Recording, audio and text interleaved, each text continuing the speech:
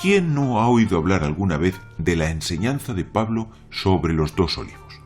En ella, algunos creen haber hallado la prueba irrefutable de que Israel como colectivo es sustituido por los gentiles. Otros han querido ver en sus palabras singulares implicaciones proféticas, como la restauración de las tribus perdidas, etc. Pero, ¿cuál fue realmente la intención del apóstol cuando nos transmitió esta sabiduría? Shalom, queridos Javerim. Mi nombre es Isaac Ben-Naor y en nuestro shiur de hoy trataremos de acercarnos con la ayuda del cielo a los profundos secretos espirituales que subyacen tras la conocida derashá de los 2 olivos, según fue dicho. Pues si algunas de las ramas fueron desgajadas y tú, siendo olivo silvestre, has sido injertado en el lugar de ellas y has sido hecho partícipe de la raíz y la rica savia del olivo, Romanos 11:17. Una enseñanza que está claramente inspirada por las palabras del profeta Jeremías, como también fue dicho: olivo verde hermoso en su fruto y en su parecer, llamó el Eterno tu nombre, a la voz del recio estrépito sobre él, y quebraron sus ramas. Jeremías y Yermeyá 11:16, véase también el siguiente versículo, el 11:17. Que, por cierto, resulta sorprendente que la divina providencia hiciese coincidir a ambas declaraciones con similar capítulo y con igual versículos. Haremos un pequeño resumen de los conceptos que son expuestos a lo largo del capítulo 11 de esta carta a los romanos. El apóstol, quizás adelantándose a cualquier posible mala interpretación de sus palabras, comienza su discurso diciendo que Dios no ha desechado Has Shalom a Israel, pues de ser así, él mismo hubiese sido excluido, sino que había escogido un remanente, lo que en hebreo se conoce como She'ar o She'erit, a través de su atributo de gracia, y no por alguna acción que ellos hubiesen realizado. Y mientras que ese colectivo había podido experimentar la redención del Mesías, los demás pues fueron endurecidos. A continuación, Pablo revelará un gran secreto espiritual. Por su transgresión vino la salvación a los gentiles, para provocarles a celos, y si su transgresión es la riqueza del mundo y su menoscabo la riqueza de los gentiles, cuánto más su plena restauración. Hemos citado el mismo libro 11 y 12. Y aquí cabría preguntarse, ¿cómo una transgresión puede ser salvación o riqueza para alguien? Este es, sin duda, un secreto que nos lleva a otro secreto aún más profundo, según nos es insinuado en el libro de los Salmos. Es tiempo de actuar para el Eterno, porque han invalidado tu ley. Jeferú Torateja. Salmos Teilim 119-126. Donde los Mefarshim, los comentaristas, interpretaron estas palabras en el sentido de que en ocasiones muy concretas se ha podido transgredir en aras de la voluntad del Eterno, para que la ley en su conjunto no fuese invalidada por toda una generación. Parece un contrasentido, ¿verdad? Les traeremos un ejemplo al respecto. La transgresión de David con Betsabé sirvió para traer al mundo el mayor testimonio de Teshuvá de los recogidos en la Biblia, Salmo 151, el cual ha servido de guía a lo largo de generaciones para llevar al arrepentimiento y al retorno a Dios. En un sentido similar, el endurecimiento en parte de la mayoría del pueblo de Israel que indujo al rechazo del Mesías habría redundado en salvación y riqueza para el resto de las naciones, si bien un pequeño colectivo, al cual pertenecía el propio Pablo, habría sido apartado a manera de primicias santas de Bikurim HaKedoshim, al haber creído ellos en Yeshua como su Mesías. Pero nos es necesario ahondar mucho más en los secretos de esta enseñanza, pues nos deparará muchas riquezas espirituales, como ya apuntaba nuestro anterior salmo con la expresión Jeferú, han invalidado, donde hallamos insinuadas la palabra paró, dar fruto, como en el conocido versículo, fructificad Perú y multiplicaos, Génesis Bereshit 1:28, según apreciamos aquí en nuestro gráfico, donde la expresión Jeferú han invalidado contiene dos expresiones, Perú fructificar y paró dar fruto, ya que toda la enseñanza de los dos olivos que nos ocupa gira alrededor de esta misma idea, dar fruto, pues la relevancia de este árbol radica precisamente en lo valioso de sus frutos, como también dijeron los sabios. Todos los árboles son aptos para el fuego continuo, para el Esh Tamid, que ardía sobre el altar, aparte del olivo y de la vid. Hemos citado la Mishnah en Tamid 2.3. Además, tanto el olivo como sus frutos son asociados con los continuos padecimientos sufridos por Israel a lo largo de la historia. Como fue dicho, Rabbi Yohanan dijo, ¿por qué Israel es comparado con un olivo? Porque así como la aceituna produce su aceite, solo después de ser golpeada, de igual manera Israel retorna solo después del sufrimiento. Menajot 52b. Véase también el 53b. Siguiendo con los planteamientos de Pablo, pues nuevas preguntas nos salen al encuentro. ¿Los gentiles solo pueden dar fruto si son injertados en Israel? ¿No basta con creer en el Mesías para dar ya fruto? Y también nos planteamos, ¿es necesario desgajar las ramas naturales? ¿No sería, también suficiente injertar las ramas silvestres y dejar que las originales siguieran dando sus frutos? Sobre esta última cuestión debemos citar necesariamente las palabras de nuestro maestro, cuando dijo, todo pámpano que en mí no lleva fruto, lo quitará, y todo aquel que lleve fruto, lo limpiará para que lleve más fruto. Juan Yohanan 15:2. Yeshua trae su ejemplo de la vid, de ese otro árbol que por su valor excepcional, por el valor excepcional de sus frutos, no debe ser usado como leña, ni aun para arder en el muy sagrado altar del holocausto. Y vemos como Yeshua especifica claramente que en mí no lleva fruto, en mí y no en cualquier otro. Los frutos a los que se está refiriendo tanto Pablo en su alegoría sobre los olivos como el maestro al citar el ejemplo de la vid, son aquellos obtenidos en conexión con el Mesías y no a los que se dan por cualquier otro medio.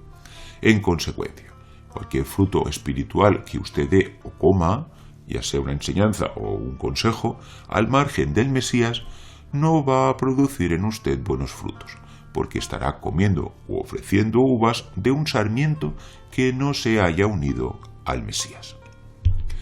Volvamos de nuevo a las citadas palabras del apóstol.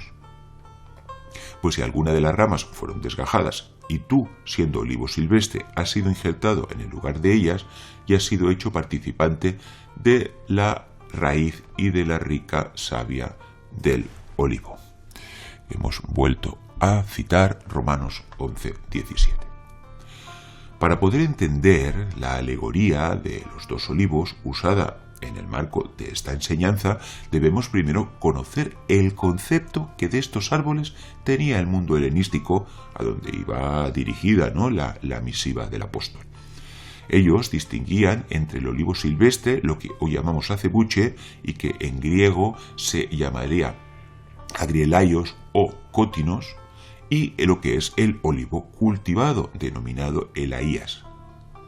Además de la diferencia entre sus frutos, las implicaciones espirituales que en sentido general tenía el olivo silvestre en los tiempos de Pablo pudieron muy bien haber servido como lección espiritual, pues era con las ramas de esta subespecie y no de la variedad cultivada con la que se confeccionaba la corona para galardonar al campeón olímpico, la cual era extraída del muy longevo olivo sagrado del santuario de Olimpia, que se hallaba ubicado precisamente cerca del templo de Zeus olímpico, divinidad a la que eran consagrados dichos juegos.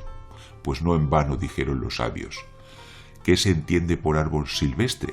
Todo aquel que no da frutos comestibles. Kilaim 6.5, véase también el 9.8. Y aquí comenzamos a ver cómo la enseñanza del apóstol era de mucho más largo alcance, ¿Cómo podía ser el fruto del olivo silvestre, el llamado acebuchina, apto para propósitos de santidad, cuando sus ramas eran utilizadas con fines de idolatría?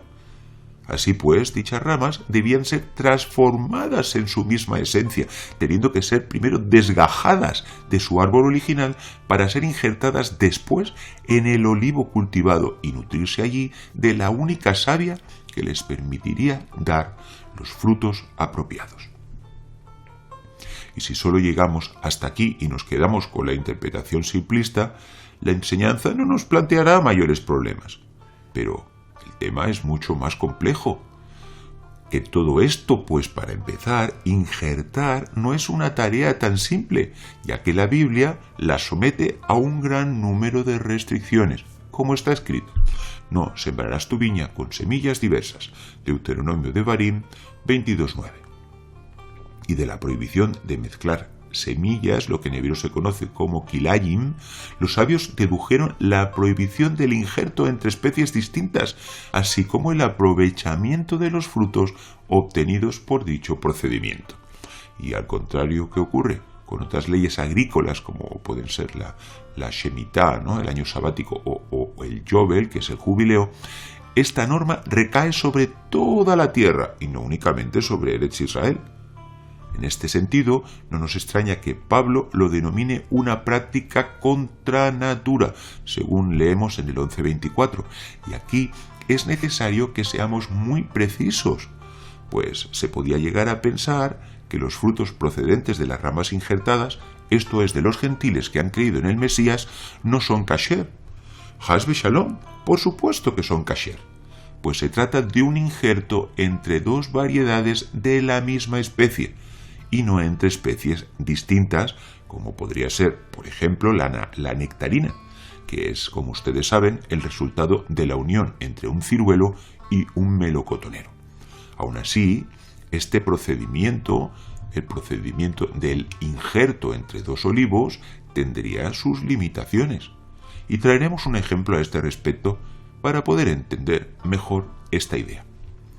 El etrog es llamado en la Torá fruto del árbol hermoso, Peri Etz Hadar, y es una de las 4 especies usadas para la fiesta de Sukkot, para la fiesta de los tabernáculos, según hayamos escrito. Y tomaréis el primer día ramas con fruto de árbol hermoso, ramas de palmera, ramas de árboles frondosos y sauces de los arroyos. Levítico Vaikra 23:40. Cuando tenemos en nuestras manos las 4 especies juntas, podemos saber la bendición, Betzivano al Netilal Lulav, y nos ordenaste elevar el Lulav. Pero si tuviésemos en nuestras manos únicamente el etrog y quisiéramos, por ejemplo, hacer la bendición por percibir su aroma, no podríamos hacerlo. ¿Y esto por qué? Porque no tenemos la certeza de que ese fruto proveniese de alguna rama que ha sido injertada de otra variedad cítrica en un árbol de etrog que era borde, que era sin fruto. Esto significa que, si bien nos es permitido hacer el injerto entre estas 2 variedades de una misma especie de árboles cítricos, pero por el hecho de haber sido injertado no podemos hacer la bendición. Y todos estos conceptos, al extrapolarlos al caso que nos ocupa, nos abren todo un universo de nociones espirituales, vinculadas al llamado tiempo de los gentiles, el Et HaGoim, donde los creyentes en el Mesías, que realmente deseen dar fruto kasher, deben desligarse primero del olivo silvestre grecorromano, esto es, de la teología cristiana tradicional que nutre su savia, de la sabiduría de los filósofos paganos, para unirse al olivo cultivado, que es la ancestral sabiduría de Israel. Pero a causa del endurecimiento en parte acaecido sobre ellos, usted deberá filtrar todas sus enseñanzas, haciéndolas pasar primero por las palabras del Maestro, que son su camino y su verdad, y que le llevarán de seguro hasta la vida. Y es en el ámbito que durante esto, este es precisamente el ámbito en el que durante todos estos años hemos desarrollado nuestra labor, ya sea a través de nuestros libros, nuestros vídeos o desde la escuela online Adir Benaor, para filtrar, por así decirlo, la sabiduría de Israel de forma que le sea de ayuda en su crecimiento espiritual como creyente y nunca, Has ve Shalom, le pueda ser de tropiezo. Que Hashem nos ayude en nuestro trabajo por los méritos de nuestro amado Mashiach. Amén. Y hasta aquí nuestro shiur de hoy. Shalom. Adir Benaor, el poder y la luz del Mesías Yeshua.